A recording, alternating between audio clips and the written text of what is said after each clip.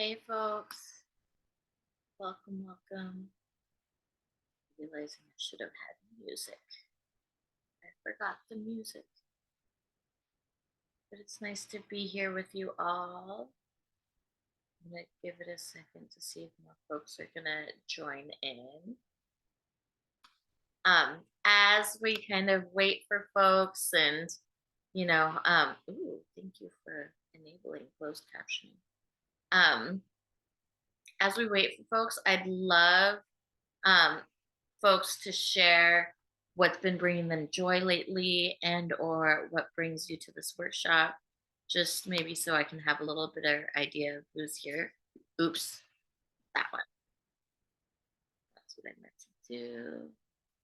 Welcome. Good morning. Late morning.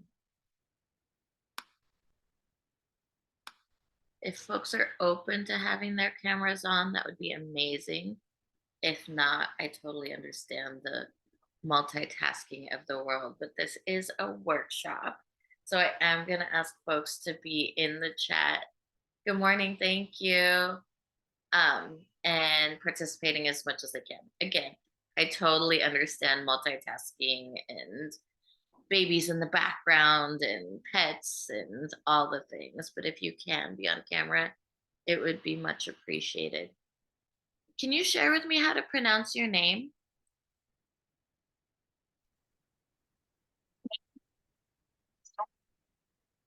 Can you hear me? Now I can, yeah. Suha Chen. Suha, Yes. nice to meet you. Really nice Nice to to meet meet you. you. Are you open to, fine arts, thank you. Are you open to sharing like what's been bringing you joy lately or what brings you here? Yeah. Sister from Hickson Teacher Preparation Program from PCC, Pasadena City College.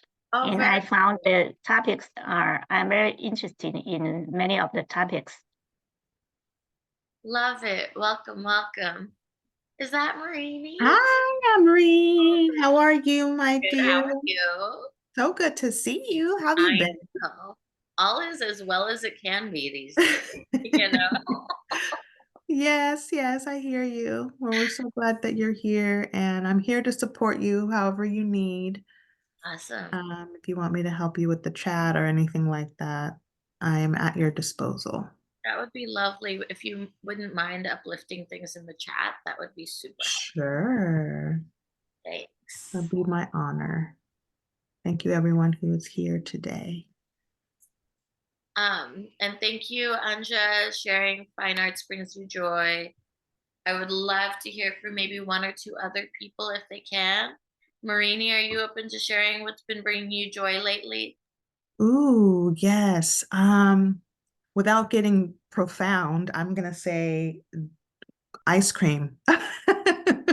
Cold Stone, in particular, Cold Stone German chocolate cake ice cream Yeah. has been bringing me joy lately. Also my son smiles. Oh, So yeah, super sweet. Thanks for sharing. of course. Okay, I think we should go ahead and get started. Just a little, ooh, thank you. Somebody else just popped into the chat. Um, just a brief, let's make sure you're in the right spot kind of thing. This session is Science Meets Social Justice with me, Emerine. And I founded something called the Real Talk Project a while ago. I'll tell you a little bit about that in a moment. Learning new things about teaching in cats. I love it. Thank you so much for sharing, Stephanie. Welcome. So, folks, as we go through today, please feel free to pop in the chat or come off mute and ask questions, share your thoughts. I'm hoping this can be as interactive as our world and our time and our schedules can provide things. Just a little bit about me. I have spent probably more than 15 years at the classroom, mostly doing middle school science. mostly sixth, seventh, and eighth. I'm one of those humans who loves awkward 13-year-olds and has much appreciation and respect for folks who can teach elementary and teach high school. But I really resonate with middle schoolers. And then I taught for a really long time and I left the classroom and have been doing consulting mostly around racial and gender justice issues for the past 5, 6 years. And I've been teaching at the college level at Cal State Fullerton in their teacher education program. And I've been teaching a course called Cultural Pluralism and a course called Science for Elementary Educators. Fun fact, I also tried out to be on a reality cooking show, but wasn't enough drama.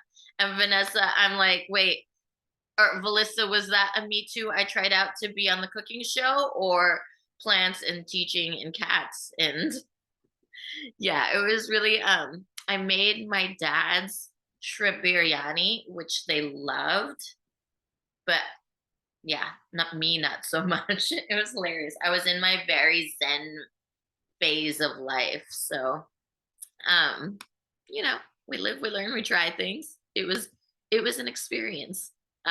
Thanks, Melissa. Middle school's your jam? Love it. They're so fun. I feel like they're a great mix of like still kind of young and silly, but like old enough to have like super serious discussions. And middle schoolers are like really passionate about what is fair. And so social justice education fits really well into middle school teaching. It fits everywhere, but middle schoolers in particular are like, but miss, that's not fair. And I'm like, yup. So let's get this party started. Please bear with me. I'm feeling a little awkward today. I don't know why, but these things happen. So please bear with me a little bit about kind of who I think a social justice educator is. And there's starting to be more bodies of works around this. But I think this is also a fairly new entrance into the world of education. I think oftentimes when we think of social justice, we think of history teachers and we think of English teachers. More and more folks are starting to like feel like, well, this is important everywhere. How do we bring social justice education in so many ways into math education, into science education, into all aspects of education, art and music and all these things? So I think just as a social justice educator in general, one of the things that's really important to me is that we're self-reflective. I think one of the biggest things that I can do is decolonize my mind, body, and spirit. And what I mean by decolonize is really look at the ways that I have embodied various systems of oppression, right? Whether it be internalized patriarchy, internalized racism, white supremacy. How do I embody these things and how do I do the work to undo them and then share that practice? And with that, I'm always learning, right? I'm always reading. I'm always talking to other educators. I'm learning about new thoughts. My frameworks, and I'll go into those more, are really around delving into anti-racist practices, feminist educating practices, and indigenous frameworks. And then this is the challenging part of the work, is that we are all so far from perfect, and mistakes are really where those growth points happen, right? They're terrifying and they can be heart-wrenching. And I think oftentimes this is where the biggest learning happens. I see some stuff in chat, but aha. Oh, is it that box? Is the box doing the thing? Huh. Let me see what I can do about that.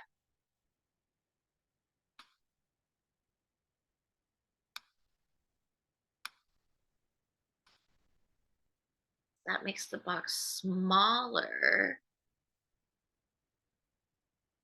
Not sure how to get rid of. It's smaller now, right?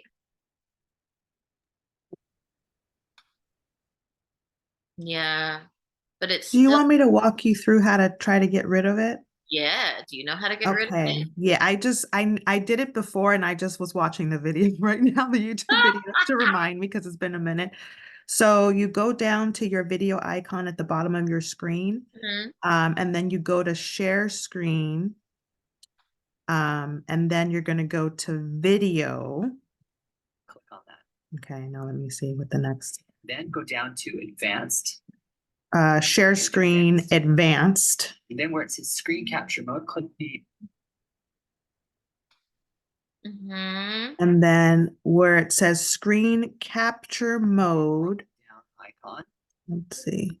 and select capture with window. You're going to filtering. select capture with window filtering. Fix the problem. That There'll should no be more gray the boxes. solution. See. Do you see that option? Capture with No. window filtering. Mm-mm. Okay, And, let's see. hopefully this No. helps. And if you have any other Let me questions, show you. I can then where it says screen capture mode, click.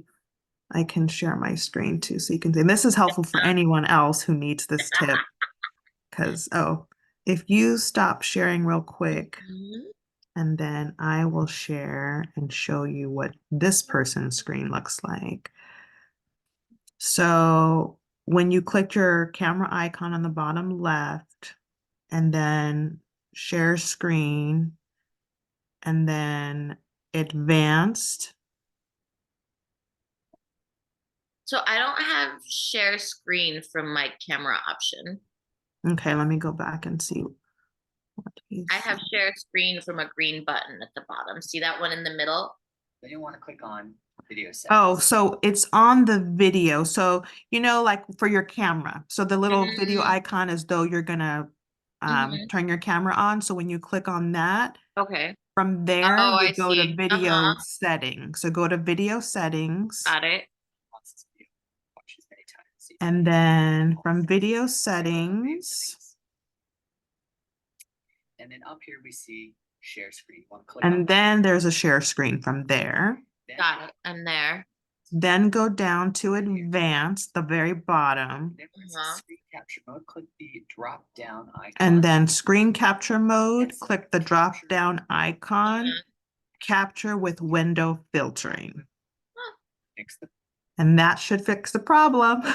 I remember when I learned this, I was, mind blown because Right? I was having the same thing happening with me with the gray boxes. And really, it's Yeah. a security issue. He was explaining it so that other viewers can't see things that you're seeing, names and chats popping up. So it's supposed to be a security feature, but we don't need that.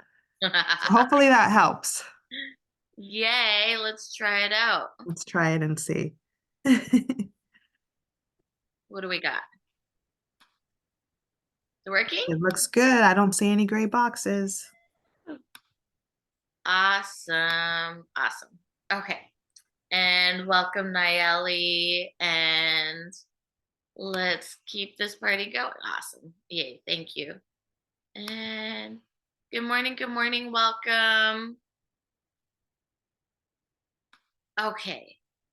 So these are the things that I think of when I think of a social justice educator, but honestly, educating in general. I think that these are great practices to have. And to go a little bit deeper into some of those frameworks, I really look at Black feminist theory. I look at Indigenous theory. I look at anti-racist practices.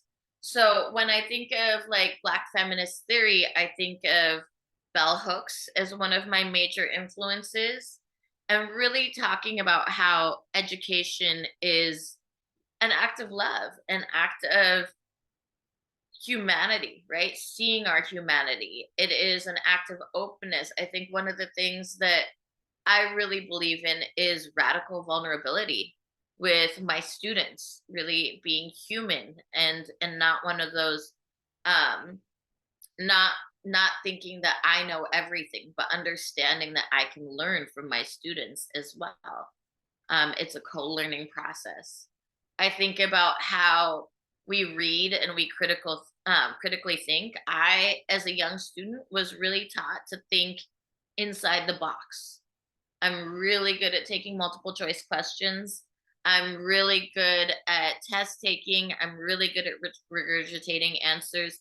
And I really struggle with critical thinking, honestly, because I was not taught that way. And so I've really had to work on my practice of teaching critical thinking because it's not innate to me, right? And I think that that is institutional. Our education system institutionalized and was purposefully meant to create folks who kind of towed the line and followed it, fell into place.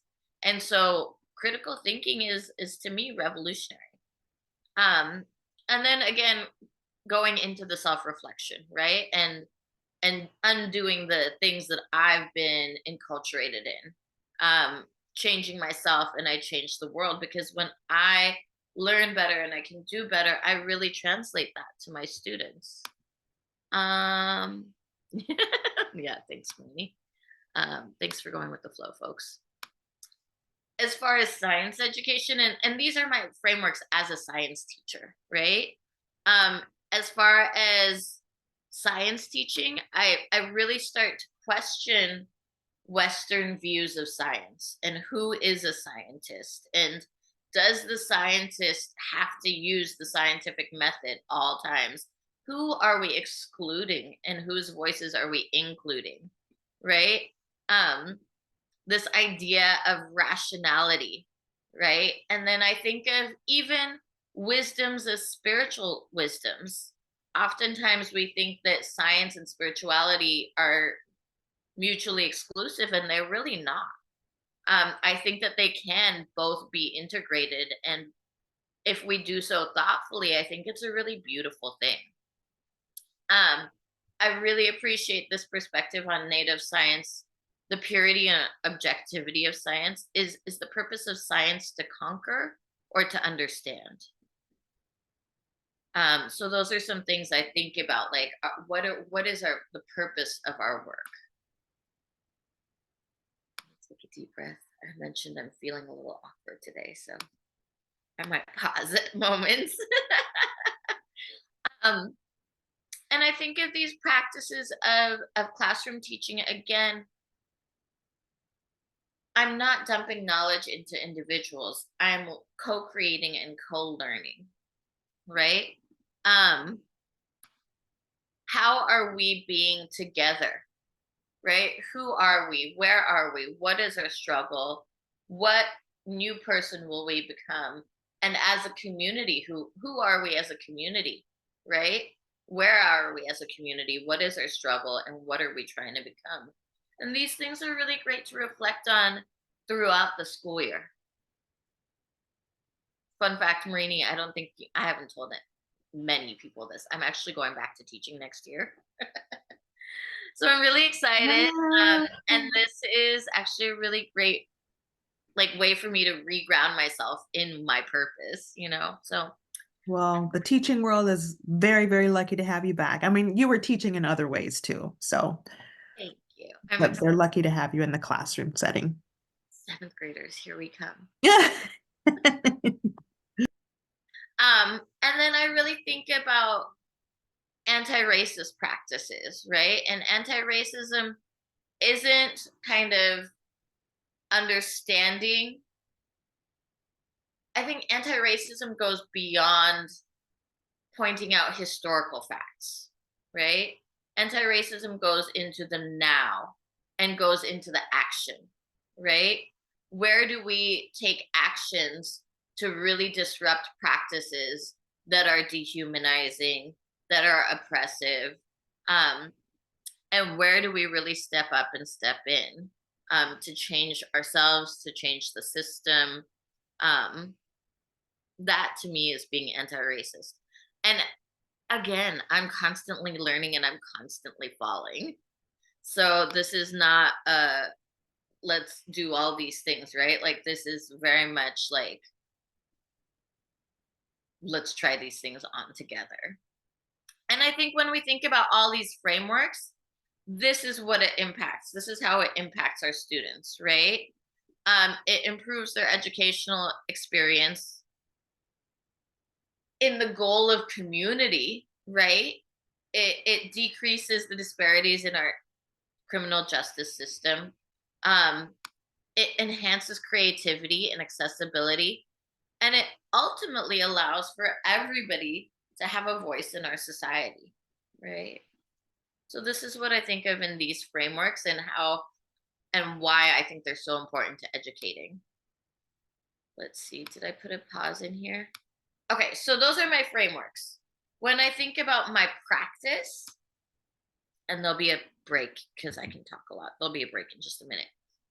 When I think about my practice of teaching and being in the classroom, there's kind of three pillars I think are important in anti-racist social justice education. I think it's important to be BIPOC and student centered. Oftentimes, our education system, our culture in general, is based on a Eurocentric worldview. And how do we shift that to be really centered on our BIPOC students? Does everybody know what BIPOC means? If anybody doesn't, BIPOC is Black, Indigenous, People of Color. Just to make sure that we're understanding the same page. Humanizing assessments. Oftentimes, like I mentioned, I'm really great at test taking. I was taught those skills, and I think that those skills are necessary, but I also don't think that they're the only way to see what our students are understanding and learning. We live in a world that is so different from how I grew up. Like, there is so many other ways to look into our students' brains, right? And really creating those communities of care. And I'm going to go into all three of these things. So as we go into creating communities of care, think back to your favorite teacher, and in the chat, if you could share a little bit about them. It's actually Teacher Appreciation Week this week too, so this is kind of a nice window into it. I'd love to hear in the chat, or if you can come off mic, feel free to share about your favorite teacher. I'm gonna be quiet for a minute.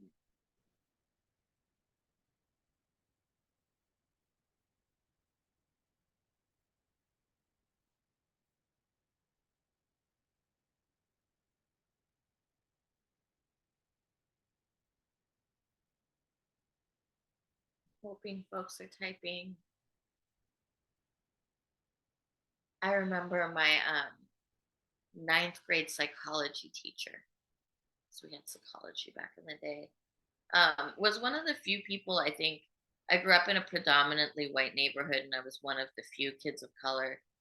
And he was one of the very few teachers who I think really invested time in me and saw value in me. And he allowed me to sit on the beanbag, and I really appreciate that. That beanbag was so key, but he knew that I was struggling in school socially, and he was like, "You can come chill in here at lunch and chill on the beanbag." Made learning fun and personable. Third grade teacher, Miss Korn, did a beautiful job of giving us space to be creative. She shared a lot of her Jewish culture, and I remember so much about how she taught, and I felt in her class all these years. Love that. Mr. Brannigan, Miss Brannigan was kind and quirky. Ooh, music in the classroom.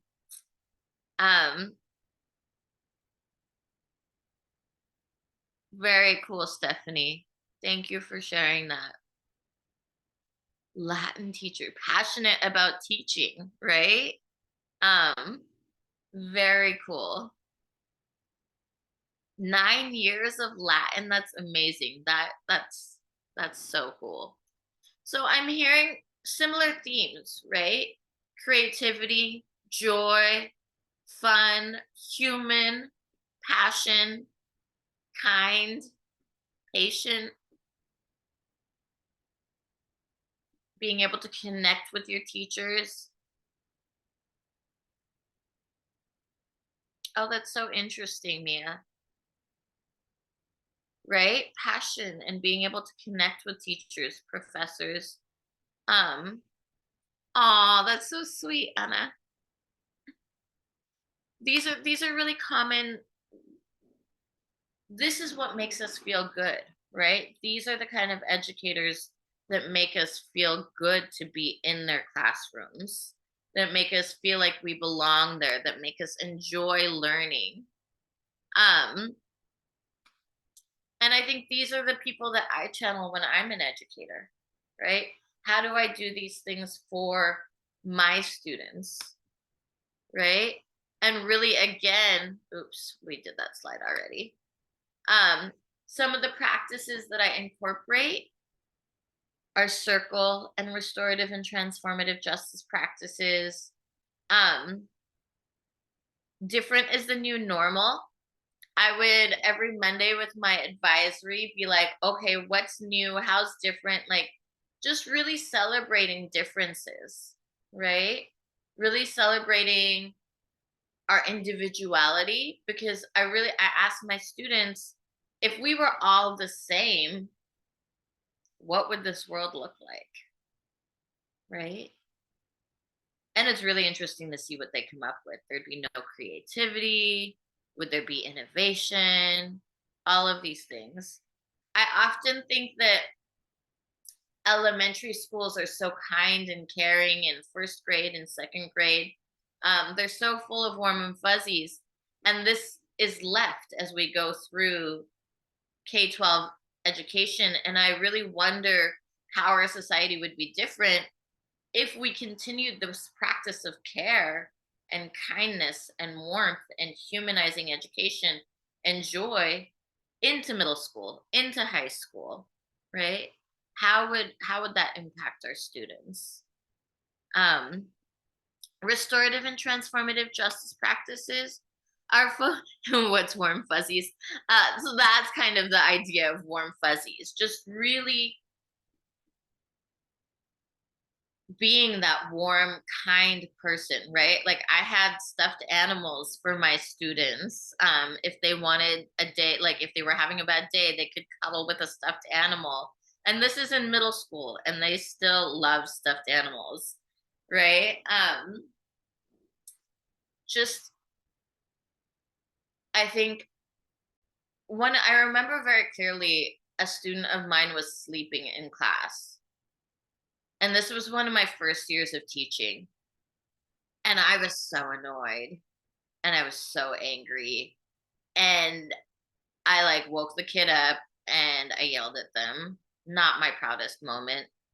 And then I found out from another teacher that somebody in their family had passed away. Right? And I mean, I didn't really connect with that student for the remainder of the year, but how would it have been different if I had just asked the student what was going on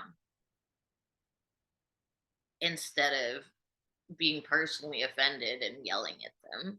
You know, what would have been different if I had just shown a little bit of care? Yeah.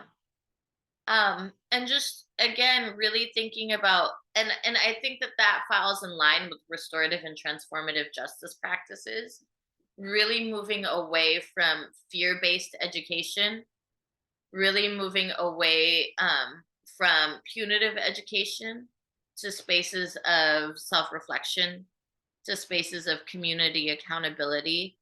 So when I think about community accountability, eek, uh-oh.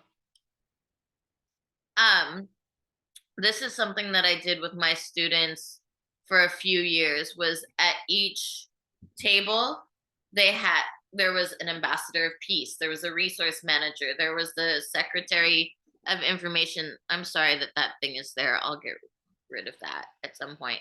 But there was the minister of state, and actually I think I have this up on Teachers Pay Teachers. But everybody had a role to play and everybody was part of the community. So it wasn't that people were singled out. All of these were kind of rotating. And the ambassador of peace was the one who really was the one at the table to make sure that everybody was on track and helping out and things like that, right? Marini, if I'm missing things in the chat, let me know. Yeah, no worries. I'm checking it out. Thank you. Sure. So it wasn't just me saying, oh, you need to do this, oh, you need to do that, but it was more of a community of like, we're all in here together. How do we make it the best place for ourselves? Right? We are all in charge of ourselves. And how do we really do that together? When I think of BIPOC and student-centered and empowering content, really quickly in your head, think of a scientist. Picture a scientist in your head.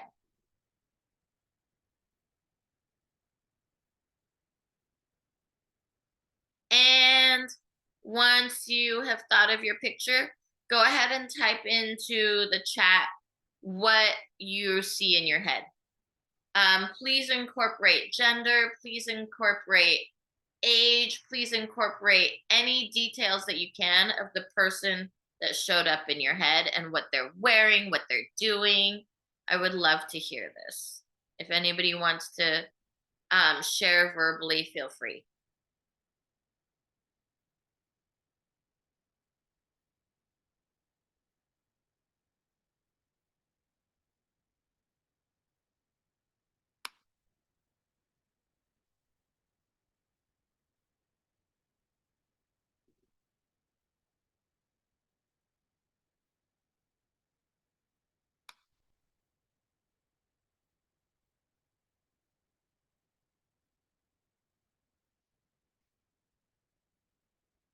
Thanks, Sophia. That's something that's really important to me. I think in terms of even being a science teacher, right? While my job is to teach science, there is no real learning going on if students don't feel safe in the classroom, right? So my priority is to create this sense of community and then go from there. So even in teaching, I would spend, I think my first 2 weeks of school would be around building community. And people would be like, well, what about the content? What about the content? And again, if there is no safety, if there is no community, what kind of learning is going on? Ooh, cool. Marini, male, white hair, glasses, lab coat. I'm imagining a kind of Einstein. Woman, lab coat, eye goggles, test tube, microscope, gloves. Female, brown, bangs, smile, glasses, lab coat, late 20s. Thank you for these. I'm loving these. Lots of lab coats. Lots of lab coats. Microscopes, test tubes. It's really interesting. I do this at the beginning of the school year again to build community with my students. And it's really interesting to see what they think. And I would say when I started teaching 20 years ago, Marini, your answer was the majority of the answers, right? And I'll be happy to say that like a few years ago, I did this and I got my first transgender scientist. And I got my first little kid scientist. And I've gotten my first like Latina woman scientist. And I've gotten my first scientists without lab coats, right? When you do a Google search of scientists now, this is kind of what comes up, right? And I love that there's like different ages and ethnicities in this picture, but I'm also noticing that they're like all lab coats and chemistry. And for me, science is so much more than that, right? Observation. Did anybody ever put orange juice in their cereal as a kid? Or like different juices, or like mix ice cream flavors together, or like make peanut butter in your mouth. Like all of these things are science, right? So it's really important. We've made some progress, yes. Anja, I would love to hear. So for me, this idea of a scientist really needs to be dismantled, right? Because observation is really what the root of science is. Angelina, do you want to share? I see you have your hand raised. No, I was just agreeing, like putting orange juice in my cereal and mixing it. and you are a scientist. Right? So really debunking these ideas of what a scientist is. I think sometimes science can be intimidating to students, but if we realize that like we've been doing science since we were little kids, it's a much more friendly place to be, right? Um do, do, do, do, do. Other ways that I really bring my students' knowledge into the class is to making science fun. When it comes to middle school science, we are doing some higher level chemistry, right? We are talking about ionic and covalent bonding. And I try to make things as relevant to my students as I can. So one of my most favorite lessons that I created was around, it was called the Atomic Dating Game. And students had to create a dating profile for their element, on which they would put like the number of valence electrons, the atomic mass, and all the scientific stuff in the that they can find on the periodic table. But they would also have to make up like a pickup line for their atom, and they would have to draw a picture of it. And then we did this activity where they would go and bond with other atoms based on how many valence electrons they have. This was for 8th graders. Yeah, this was 8th graders. And it's cool because when I did it then, I kind of strategically placed some kids. I talked to them beforehand and I was like, you might be by yourself the whole time, right?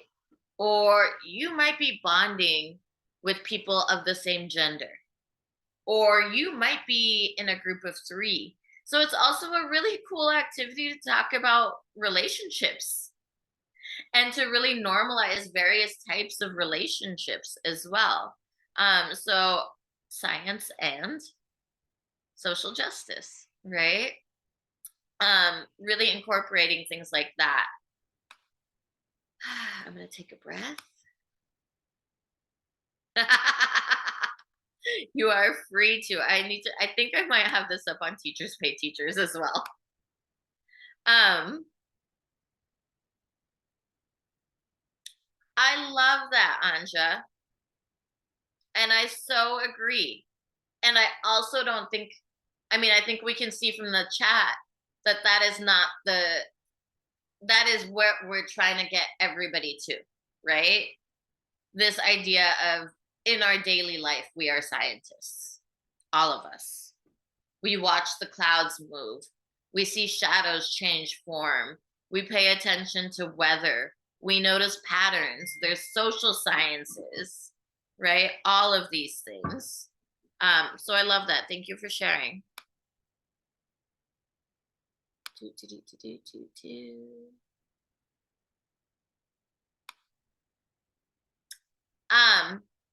Again, really bringing the content and centering my students. This was a project where they had to look at their home life. And it was really fun. This was a project for 6th graders that they created. They kind of analyzed their home life and their energy use in their home life. And they had to make a plan for energy conservation. And the fun part about this was like, I told them, I was like, okay, well, if your plan is that everybody can only take 5-minute showers, now you get to go and be the boss of your parents or family members or whoever takes care of you and say, I'm watching you. And the kids love being the boss of their parents and their siblings. So this was a really fun way to engage students and families, and really look at how we can take care of our earth a little better, right? If you can see on here, and this will be on the PowerPoint, they had to do all these things and then have it checked. And so I think family engagement is also really key. And this was a way to engage family and do something that was really important for the earth. So again, really centering students, centering their knowledge, making things relatable to them. And then when it comes to the third pillar, more around assessments. If you look, I did this activity called Chemistry for Change. And this was really something where students were debating, and students love to debate. So this was a really fun way for me to assess their knowledge of chemistry, but that wasn't a test, right? And this was a huge project. They had to research, they were in groups and they had to research issues such as greenhouse gases, environmental racism, fracking, pesticide use. One year I did the drought in California. Another year I did blood diamonds, various issues that are going on in the world. And then each group had to research and then create a debate, right? So if we're talking about the drought in California, one of the groups was the lobbyist for farmers, and another was the lobbyist for grocery stores, right? And so you have big business versus small farmers debating water rights issues. And middle schoolers love to argue. They really like teaching debate, I think, is so key, especially. I'm talking a lot and I'm so sorry. But I'll open the space for questions in just a moment. I think that when I was little and as a baby budding educator 20 years ago, I was taught to not talk about religion and not talk about politics. Don't touch those issues in the classroom, right? And I think a lot of teachers were. And I think because we were taught that way and we were taught to teach that way, having discussions is not something that we're used to. Having debates in respectful, authentic, curious ways is not something that we're used to. And so you see so many times discussions really bubbling over and getting very mean-spirited and very hateful because we don't know how to have these really important conversations in ways that are reflective of valuing all of our humanities. So I think teaching debate is a really important tool. And I think it can start really young. When I was teaching it, I started by sharing this clip. I wonder if I can play it. We have a moment.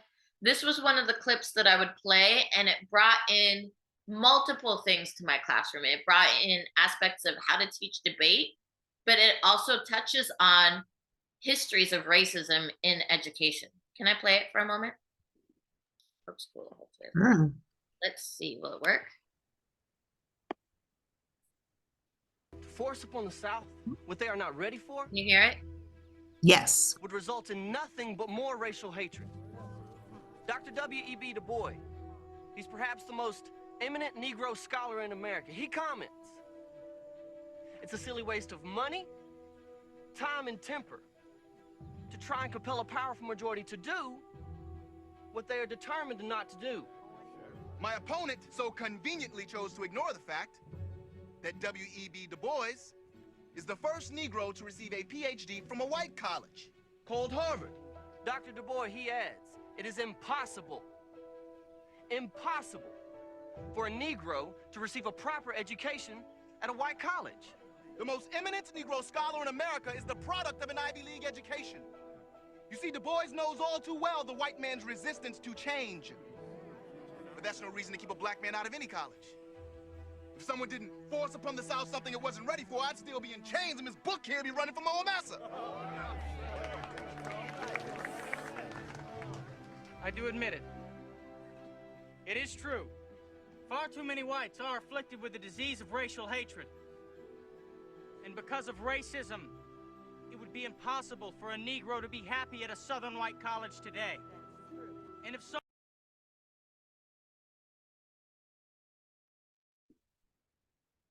this does not shy away from challenging topics, right?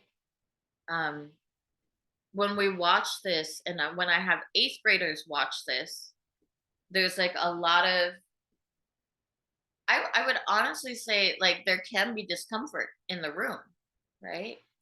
And again, this discomfort is where we have these growing points. I currently teach in a very diverse school. And it is the only school that is both it's a charter school, and it is in its charter both racially diverse and economically diverse. And it's the only school in California that has both of those clauses in its charter. And it's challenging. And it is an exact replication of what's going on in this world. And for me, and it makes it incredibly important to have these kind of conversations. So when I teach this, we look into what makes a good debate, but we also look into the history of racism and racism in our schooling. Both are equally important. Such a powerful movie. Such a powerful movie. I might have to watch it again tonight. Let's see. The rubric. So notice, does anything stand out to anybody in this rubric in terms of the, aside from the 543, does anything stand out to anybody in this rubric?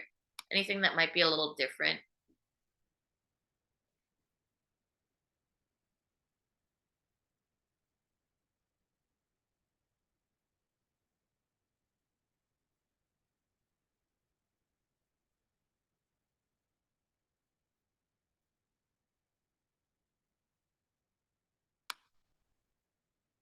Nice. No 1 or 0. Yeah, you all called it. Creativity and compassion. Right? And the no 1 and the no 0 are there's a name for that form of grading. Does anybody know it? I can't remember the name for it. It's a particular type of grading that a lot of schools are really embracing, because we're recognizing that scale of 1 to 100, with F being 50 and below, really shifts the scale to make it impossible for students who might have struggled. Ungrading, it's not ungrading. Oh, I'm blanking on the teacher term for it. I'll try to find it out and put it in the links. But really reevaluating our grading scale so that we don't go below 50, so that students have chances of redemption, right? So that's one thing that I've been incorporating in my grading practices. But yeah, creativity and compassion, right? Like, for me, if we're doing something like debate, if we are doing a big project like this, these are things that I want to uplift and highlight. The science is really important, but I also value creativity and compassion, right? These are part of being the humans that I want to be in the world. Okay, I talked a lot. I would love any questions, what takeaways, what resonated. That's like, as far as presenting, that's what I have for you all. I'd love to hear if you have ideas, things that have worked for you in your classroom. Again, I'm always learning and growing, and I think we learn best from each other, you know?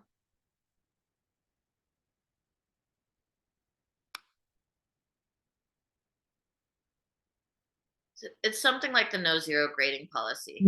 I tried to Google it because we've discussed and implemented similar things at West LA College, and that was what came up. There might be a more technical term, but no 0 grading, maybe. Yeah, I would have to Google it. I know there's a book. Yeah. Okay. At work. Yeah. So some great affirmations in the chat. I think did somebody unmute? Did anybody unmute? Anybody want to share? Yeah.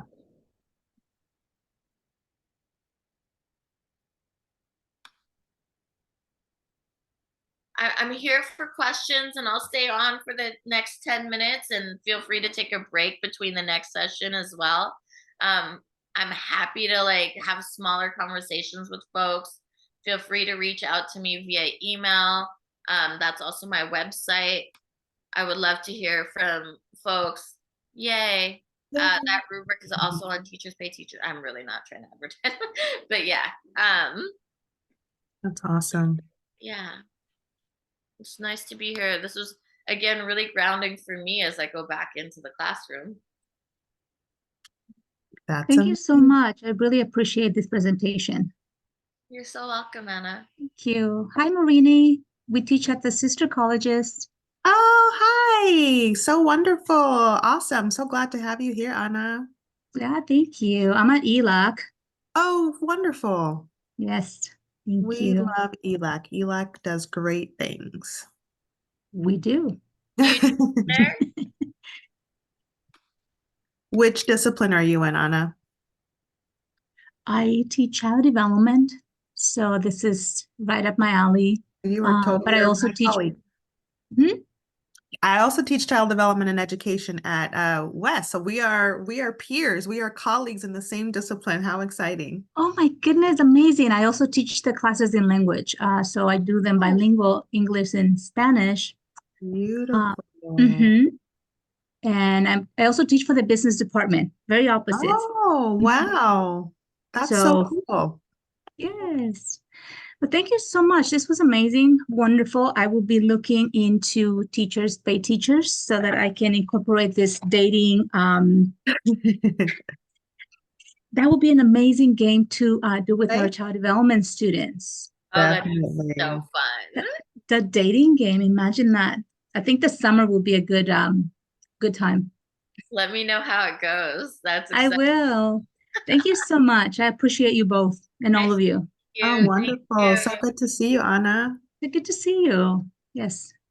I will connect with all of you soon, maybe via email. So I will go and get my break now. Sounds great. Take care. Bye. You too. Awesome. I'm here to hang out for a couple minutes if folks want. But that's what I have for you. Really happy that you were here. Hope you get some good info in and really sending good energy on your teaching journey.